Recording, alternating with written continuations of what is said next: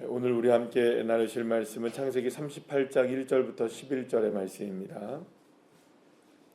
창세기 38장 1절부터 11절의 말씀 우리 함께 합독하시겠습니다. 그 후에 유다가 자기 형제들로부터 떠나 내려가서 아둘람 사람 히라와 가까이 하니라. 유다가 거기서 가나안 사람 수아라 하는 자의 딸을 보고 그를 데리고 동침하니 그가 임신하여 아들을 낳음에 유다가 그의 이름을 에리라 하니라. 그가 다시 임신하여 아들을 낳고 그의 이름을 오난이라 하고 그가 또다시 아들을 낳고 그의 이름을 셀라라 하니라. 그가 셀라를 낳을 때에 유다는 거십에 있었더라. 유다가 장자 엘을 위하여 아내를 데려오니 그의 이름은 다말이더라. 유다의 장자 엘이 여호와 보시기에 악함으로 여호와께서 그를 죽이신지라. 유다가 오난에게 이르되 내 형수에게로 들어가서 남편의 아우된 본분을 행하여 내 형을 위하여 씨가 있게 하라. 오난이 그 씨가 자기 것이 되지 않을 줄 알므로 형수에게 들어갔을 때에 그의 형수에게 씨를 주지 아니하려고 땅에 설정하며 그 일이 여호와가 보시기에 악함으로 여호와께서 그도 죽이시니 유다가 그의 며느리 다말에게 이르되 수절하고 내 아버지 집에 있어 내 아들 셀라가 장성하기를 기다리라 하니 셀라도 그 형들까지 죽일까 염려함이라. 다말이 가서 그의 아버지 집에 있으니라. 아멘. 할렐루야. 요셉이 사건이 있은 후에 성경은 이 사건이 계속 요셉의 사건으로 진행되는 그 사이에 오늘의 본문을 우리에게 소개시켜주고 있는데 그것은 바로 유다에 관련된 일이었습니다. 유다는 여러분들 아시다시피 레아가 낳은 네 번째 아들이죠. 그 유다의 뜻이 뭡니까? 내가 이제 하나님을 찬양한다라는 의미를 담고 있습니다. 그래서 사실은 이 유다가 굉장히 중요한 역할을 하게 되죠. 왜냐하면 나중에 여러분들 아시다시피 유다의 그 족보를 통하여서 예수 그리스도의 계보가 이어지게 되고요. 유다를 통해서 예수님이 나오기 전에 바로 이제 다윗의 왕가가 나오게 되고 결국에는 이 남과 북이 나눠지는 상황 속에서 이스라엘이 나눠지는 상황 속에서 남유다가 그 정통성을 잇게 되죠. 그래서 결국에는 유다라는 이 그 사람은 사실은 이스라엘이라고 보시면 됩니다.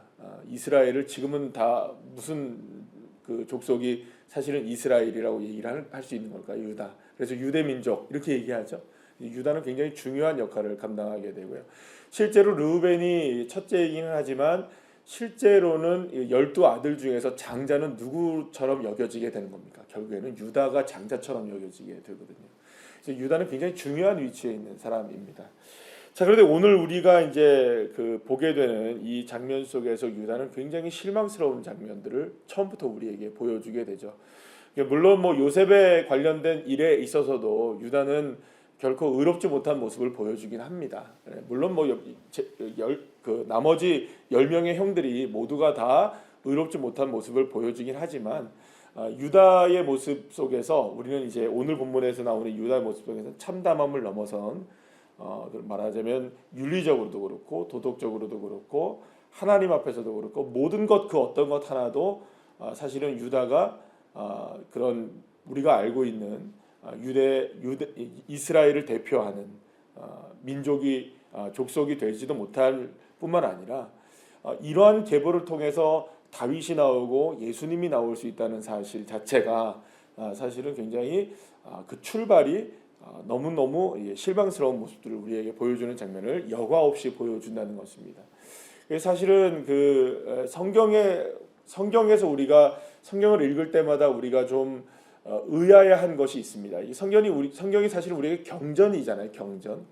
경전이라고 하면 어떤 모습이어야 할까요? 예를 들어서 뭐 좀 더 경건한 모습들 그리고 또 어떤 종교에 관한 이야기라고 한다면은 오히려 이런 부분들이 나오지 않는 게 훨씬 더 우리에겐 좋아요. 왜냐하면 너무나 이 적나라한 죄악의 모습들 그리고 또 타락의 모습들이 그대로 드러나 있기 때문에 사실은 이거는 이제 감춰지는 게 훨씬 나을 것 같은데 성경은 그런 거를 여과 없이 우리에게 보여준다는 겁니다. 여러분 왜 그렇게 그걸 보여주느냐? 사실은 그 모든 인간의 실수와 연약함과 문제와 그 모든 그 인간의 여러 가지 아픔들에도 불구하고 하나님은 하나님의 구원의 역사를 이루어내신다는 것이죠. 사실은 그것이 복음입니다. 사랑하는 여러분, 그 복음이라는 것을 우리가 무엇으로 이해하고 있는가는 굉장히 중요한 것이라고 볼 수 있습니다. 복음은 모든 것을 하나님의 손길 안에 두고 그 하나님의 손길 안에서 모든 것을 이루어 가시는 것이 바로 복음인 줄로 여러분 믿으시기를 축복합니다. 그러면 우리가 하나님의 손길 안에 있죠? 믿으십니까? 우리가 새벽 날개를 치며 바다 끝에 거한다 할지라도 거기에 누가 계십니까? 하나님이 계십니다. 우리가 의로울 때에도 하나님은 거기에 계시고요.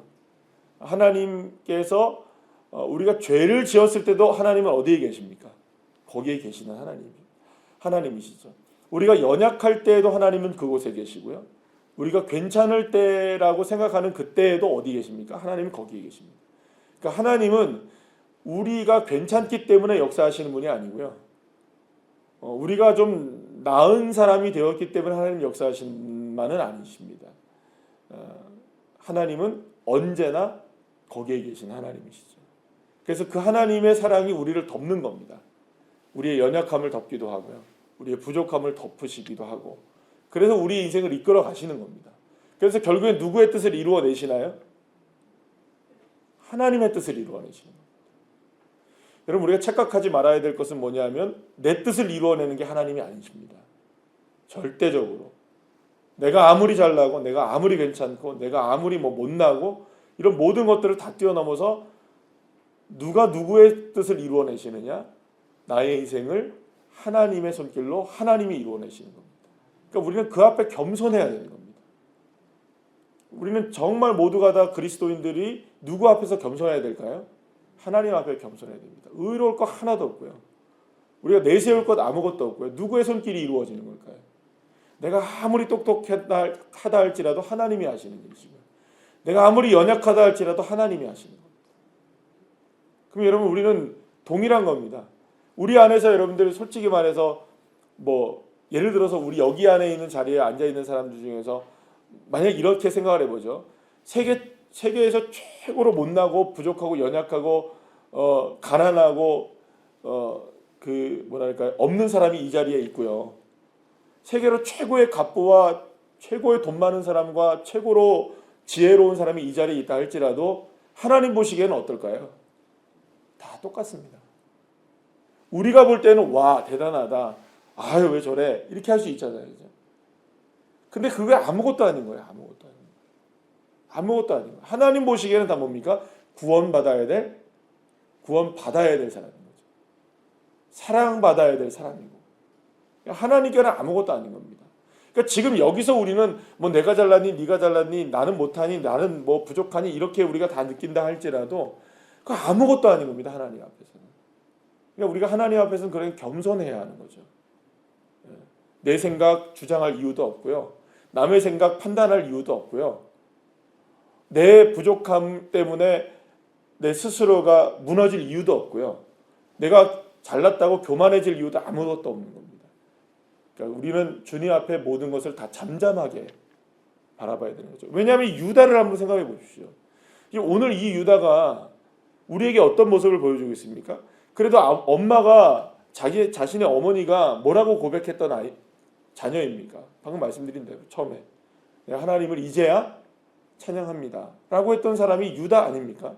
그러면 그 이전까지만 하더라도 남편의 사랑을 갈구하면서 갈망하면서 그 어머니가 신앙적이지 못했던 그 모습이 있었다면 그래도 유다만큼은 누구를 바라보기 시작했습니까?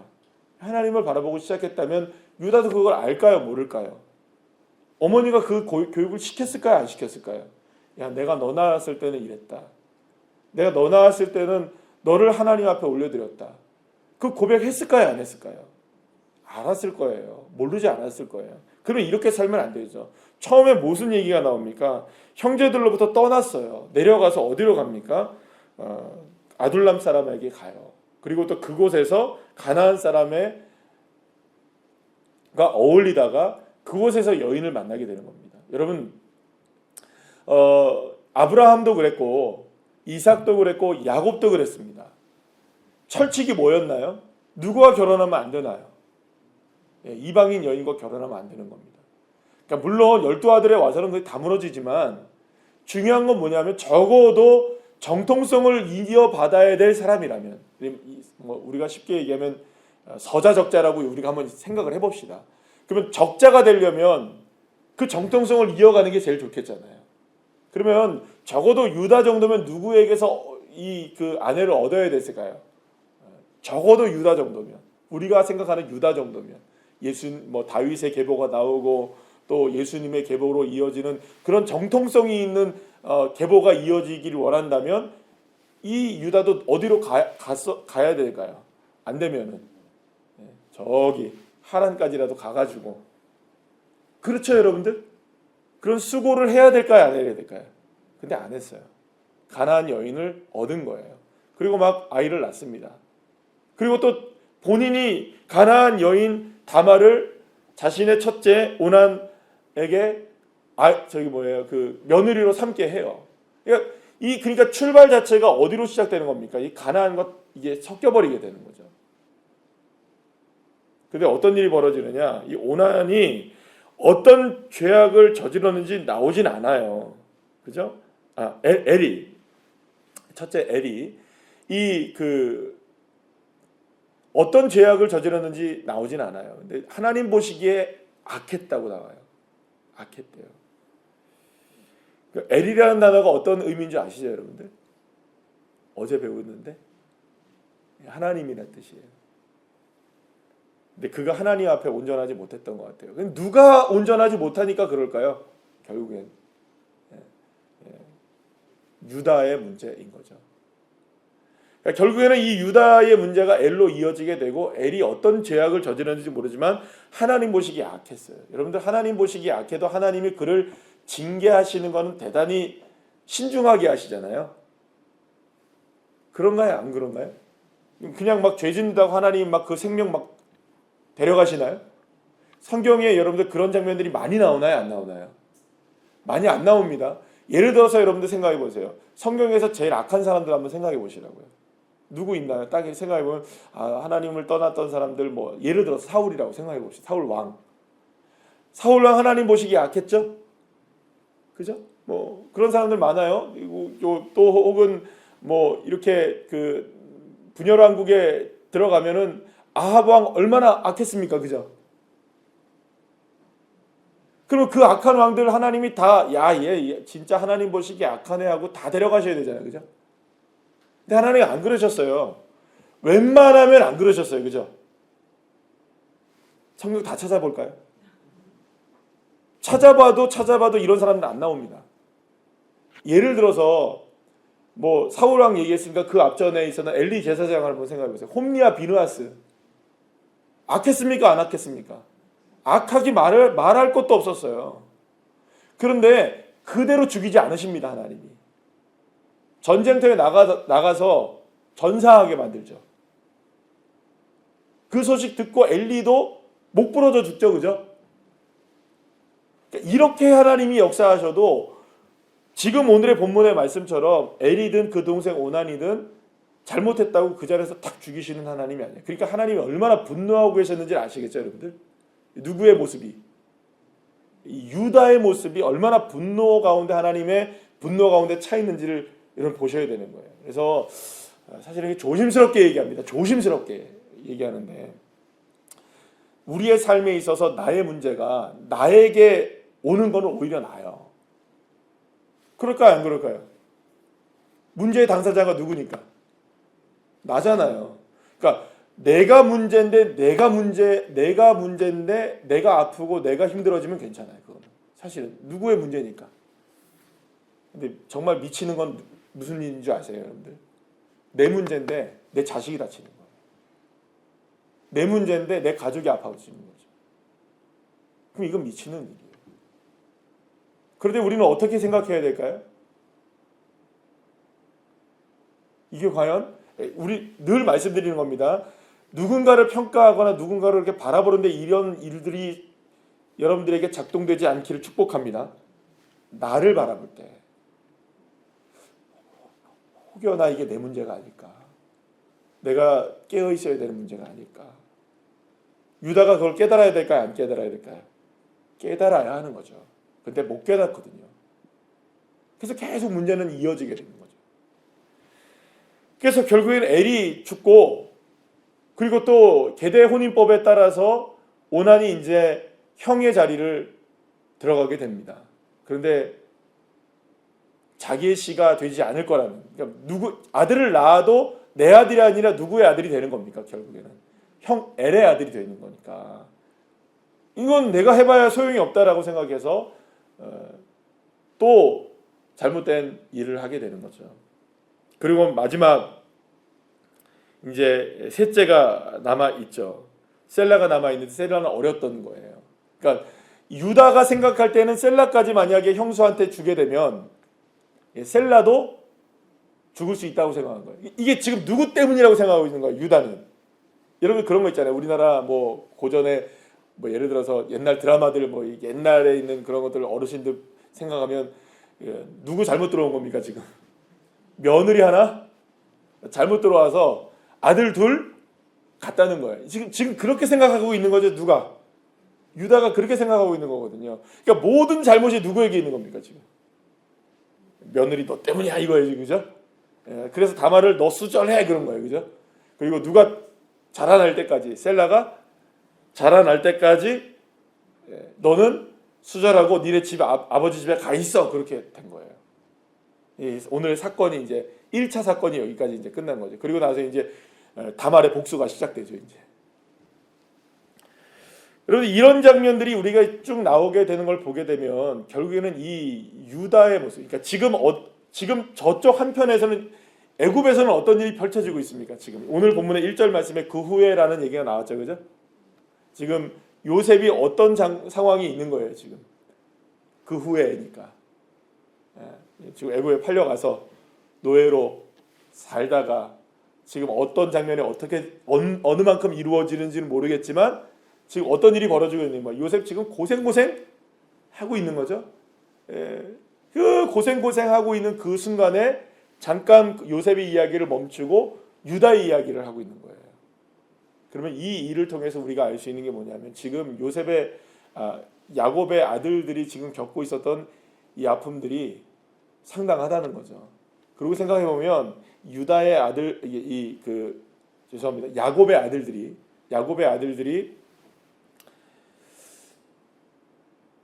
사실 이렇게 보응을 받는 거라고 볼 수도 있는 거죠. 어떤 일이 있었습니까? 세겜에서 하지 말아야 될 학살 사건과 폭력적인 장면들을 어마무시하게 일으켰던 사람이고요. 르우벤은 말할 것도 없고요. 그 일에 유다가 있었을까요? 없었을까요?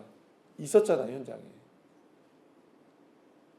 이런 일들을 통해서 지금 당하고 있는 여러 가지 모습들 속에서도 유다는 정신을 못 차리고 내 팔 내흔들고 있는 거죠.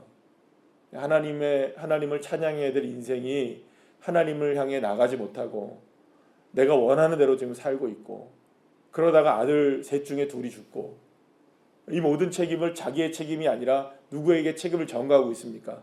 며느리 다말에게 전가하고 있고 막내 셀라는 두려워하고 있고 온 집안이 얼마나 두려웠겠어요, 여러분. 지금 이 집안이 지금 어떤 분위기인지 여러분들 아시겠죠? 유다의 집안이. 그리고 나머지 형제들은 다 어떨까요, 여러분들? 열 형제들은 뭐 르우벤은 말할 것도 없겠고 나머지 형제들은 다 어떨까요, 여러분들? 그들이라고 여러분들 편안했을까요? 요셉을 아버지 야곱이 사랑했던 이 요셉을 팔아 보내면서 죽었다고 얘기할 수밖에 없었던 그 침묵의 시간들, 그게 여러분 편안했을까요? 야곱의 아들들 모두가 다 어땠을까요? 지금 상황이. 사실은 유다의 가족과 유다와 뭐 별반 차이가 없는 그러한 영적 상태에 다 빠져 있었다고 볼 수 있는 겁니다. 그런데 그럼에도 불구하고 이 이야기를 통해서 우리가 알 수 있는 건 뭐냐 하면 결국에는 이 유다의 가문이 이렇게 시작되는 거예요. 문제투성이고 말할 수 없는 일이 벌어지게 되고 아픔이 그대로 드러나게 되고, 그런데 놀라운 것은 이러한 가운데서도 하나님은 하나님의 일을 지금 진행하고 계신다는 거예요. 그러면 역사를 이루시는 분은 누구실까요? 하나님이십니다. 지금 유다가 괜찮아서 하나님이 역사하실까요? 유다의 아들들이 괜찮아서 여러분들 하나님이 역사하실까요? 다말은 괜찮을까요, 여러분들? 모든 것들을 보게 될 때 하나도 마음에 드는 게 없어요. 그러면 여러분들 유다의 입장으로 생각해 본다면 유다는 지금 자신의 상황 속에서 그래도 나는 문제가 없어라고 생각했을까요? 내 문제 많구나라고 생각했을까요? 자기 문제가 있다고 생각하면 고쳤을까요? 안 고쳤을까요? 고치죠. 근데 지금 자기는 문제가 없는 거예요. 지금 누구 문제입니까? 지금 이 문제가 다말 문제인 거예요. 자기는 아무런 문제가 없는 거예요. 이렇게 문제가 많은데도 불구하고 나는 괜찮아요. 나는. 많은 사람들이 다 그럴까요? 안 그럴까요? 여러분들 다 그래요. 다 그래요. 뭐 지금 내게 지금 우리가 봐도 아이고 저거는 문제가 많네라고 생각해도 자기는 괜찮아요. 다. 지금 유다의 모습이 우리의 모습인 거죠. 사실은. 그럼 어떻게 해야 될까요? 여러분들 두 가지입니다. 하나는 그럼에도 불구하고 중요한 한 가지는 뭐냐면 그럼에도 불구하고 하나님은 하나님의 역사를 이루어내신다는 겁니다. 그러니까 결국엔 역사의 주인공은 누구시라는 겁니까? 내가 하는 것 같아도 내가 아닌 거예요. 누가 하시는 일입니까? 하나님. 그러니까 우리는 겸손해져야 되는 거죠. 두 번째는 뭐냐면 결국에는 이런 겸손함 앞에서 우리 무릎을 꿇어야 되는 거죠. 유다가 지금 살 수 있는 길은 딱 뭐 하나밖에 없을까요, 여러분들? 이대로 가면 어떻게 될까요? 이대로 지금 가죠, 계속 멈추지 못하고 그냥 가죠. 그러다 어떻게 됩니까? 다말을 범하게 되잖아요. 그리고 거기에서도 아기를 낳아요, 그죠? 말도 안 되는 일이 펼쳐지는 거예요. 자기 손주 하나 해야 되는데 자기 아들이 돼버리는 거예요, 여러분들. 이해가 되시나요? 그렇잖아요? 손주를 얻어야 되는데 자기 아들이 나오니까 말도 안 되는 일이 펼쳐지게 되는 이런 일들이 펼쳐지게 되죠. 그러나 그 모든 일들을 이끌어 가시는 분이 하나님이시라는 것을 믿을 때 겸손해질 수 있다는 거죠. 그리고 하나님은 하나님의 역사를 이루어내신다는 겁니다. 사랑하는 여러분, 오늘 우리가 이 말씀 통해서 무엇을 깨닫고 무엇을 우리가 9월의 첫날입니다. 우리가 9월의 첫날 우리가 무엇을 깨닫고 무엇을 생각해 봐야 할까요? 무엇을 또 결단해 봐야 할까요?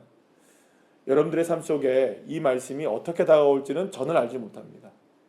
주님이 여러분들에게 말씀해 주시는 그 말씀이 여러분들에게 레마의 말씀이 되시길 축복합니다. 그리고 여러분들이 스스로가 그 말씀 속에서 깨닫고 주님의 음성을 듣고 주님의 마음을 알아서 주님께서 나의 이런 모습에도 불구하고 하나님은 하나님의 역사를 이루어 가시는구나.